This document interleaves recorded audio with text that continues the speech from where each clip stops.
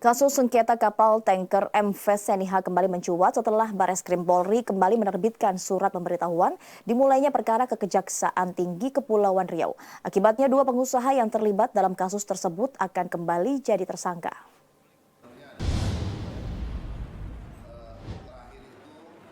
Dua pengusaha masing-masing BRN dan FT yang terlibat dalam kasus sengketa kapal pada tahun 2018 lalu menggelar pertemuan dengan sejumlah awak media di Batam. Kuasa hukum BRN dan FT Indra Raharja dan Effendi pun mempertanyakan penerbitan kembali surat perintah dimulainya penyidikan. Permasalahan ini kembali bergulir setelah dua pengusaha mendapati surat pemberitahuan dari Kejati Kepri bahwa Bareskrim Polri kembali menerbitkan SPDP ke Kejati Kepri pada 28 Juni 2022 lalu. Padahal sebelumnya kedua pengusaha terbukti tidak memiliki kesalahan dalam kasus itu. Karena dalam masa proses penyelidikan selama 60 hari, jaksa dari Kejaksaan Agung yang menangani perkara tidak menemukan cukup bukti.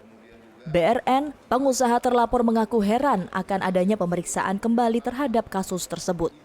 Padahal dirinya sudah ditahan di sel tahanan selama 60 hari dan dibebaskan karena tidak terbukti bersalah.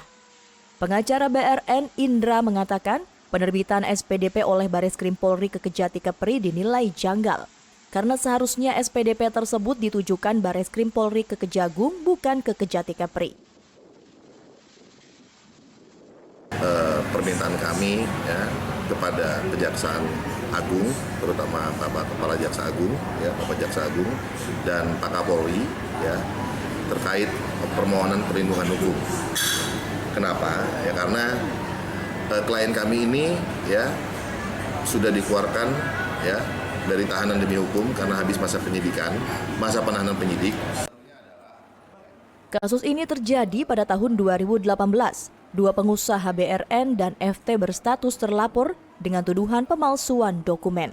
Dari Batam, Kepulauan Riau, Febri Andrean Amoga melaporkan.